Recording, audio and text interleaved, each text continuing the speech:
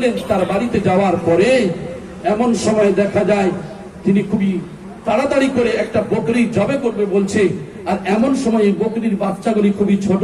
আল্লাহ নবী সাল্লাল্লাহু আলাইহি সাল্লাম বলছে যে হে আনসার, হে আমার সাহাবী, তুমি ওই বকরিটাকে জবে করো না, কারণ ওর বাচ্চাগুলি বড় ছোট, ক্ষুধার যন্ত্রণায় বড় কষ্ট পাবে। এই কথা বলার উদ্দেশ্য হলো আমার আপনার নবী কত বড় রহমাতুল লিল আলামিন, কত বড় দয়াময়, একবার জোরে বলুন সুবহানাল্লাহ। শরীয়তে কোনো অসুবিধা নাই, কিন্তু আমার আপনার নবীর দয়া কেমন ছিল? আমার আপনার নবী সামান্য একটা প্রাণীর কষ্ট পর্যন্ত সহ্য করতে পারে নাই, তারপরেও তিনি ব্যবস্থা করলেন। তিনজন মিলে, মেহমান আর মেজবান মিলে, সবাই মিলে খেলেন।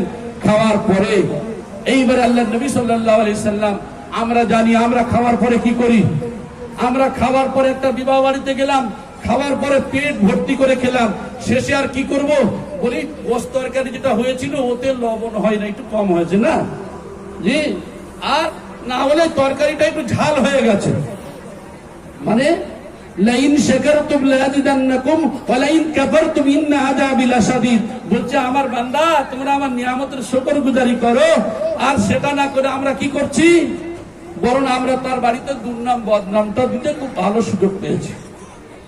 শুধু তাই নয়, বিবাহ বাড়িতে যাওয়ার পরে আপনাদের এই বাগনান এলাকাতে নেই, আমাদের দক্ষিণ 24 পরগনা এই সমস্ত এলাকাতে দেখবেন বিবাহ বাড়িতে গিয়ে তো ইয়ং ছেলে ওই পাতের বারে অর্থাৎ বাসনের এক সাইডে কিছু মাল রাখতে হয়, এটা নিউ স্টাইল।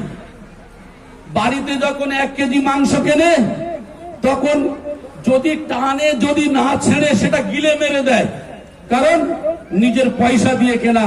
ও মেয়ের বাড়িতে ছেলের হয়ে খেতে গিয়েছে, হারামখোর সে কি করেছে, একেবারেই সে নিউ স্টাইলে কি করছে, একটু টান আছে, খাওয়া যাবে না, পাতের বাড়ি দেখা যায় 500 মাল সে কি করলো, নষ্ট করে ফেললো। আবার অনেকেই এমন আছে যাওয়ার পরে বলছে বিবাড়িতে খুব ভালো খেয়েছি, কি খেয়েছি রে, বলে 30টা 35টা রসগোল্লা খেয়েছি, নাউযুবিল্লাহ। কি পরিস্থিতি, বলে তুই জীবনে কিনে কোনোদিন কিনে 5টা খেয়েছিলিস রে? ও মেয়ের বাপের বাড়ি গিয়ে ও একেবারে গিয়ে ও 35টা মিষ্টি খেয়ে লোকের সঙ্গে গল্প দিচ্ছে, কত বড় সর্বনাশে, চিন্তা করে দেখে। আল্লাহর নবী, বিশ্ব নবী রাহমাতুল লিল আলামিন নবী আমার হযরত আবু বকর, হযরত উমরকে বলছে, আবু বকর, হে উমর শোনো, আমি রাসূল বলছি, আজকের যে খাদ্যটা আমরা খেলাম, এই খাদ্য খেয়েছি আলহামদুলিল্লাহ, তবে এই খাদ্য সম্পর্কে আমার আল্লাহর দরবারে সেই দিনকে আমরা জিজ্ঞাসিত হব। বিশ্বনবী রাহমাতুল লিল আলামিন, যিনি জান্নাতে যাবেন, যাদের সম্পর্কে জান্নাতের সার্টিফিকেট দেওয়া হয়েছে, এই সামান্য খাওয়ার পরে বলছেন এর হিসাব পর্যন্ত আবু বকর আমাদের দিতে হবে। তাহলে চিন্তা করে দেখেন, খাওয়ার হিসাবের কথা যদি বলেন, তাদের চলা বলা ওঠা বসা সর্বসময় কত নমনীয় ছিল, কত ভদ্রতা, কত তাদের হৃদয় নরম, সবকিছু মেপে ঝুপে হিসাবে চলতেন। একবার জোরে বলি সুবহানাল্লাহ। এটাই হলো রাসূলুল্লাহ সাল্লাল্লাহু আলাইহি সাল্লামের আদর্শ। তাহলে আমাদের সেই আদর্শ হওয়া দরকার ছিল। আমি আপনি রাস্তা দিয়ে যাই, মানুষ যায়, তাদের কষ্ট হয় না, এই পথ চলা এটা শরীয়তে জায়েজ নেই। আমার ভাই, আপনি যে খাবেন, আপনি যা পাবেন সব খেয়ে নেবেন না, এই খাওয়াটা সঠিক নয়। আমি আপনি এই সমস্ত প্রত্যেকটা শুধু খাওয়া নয়, ওঠা বসা চলা সবকিছুর মধ্যে আমার আপনার ফেকের চিন্তা করতে হবে, আর তার সাথে সাথে কি করতে হবে, মৃত্যুর কথা স্মরণ করতে হবে। একটা মানুষ যদি প্রকৃত মৃত্যুর কথা ভাবে, আমি যে কথা বলছি বারবার খেয়াল করবেন, কারণ আমি আপনি মরে যাব, কারণ মরে যাব শব্দটা যদি থাকে, দেখবেন এর দ্বারা খারাপ কাজ কিছুই হতে পারে না।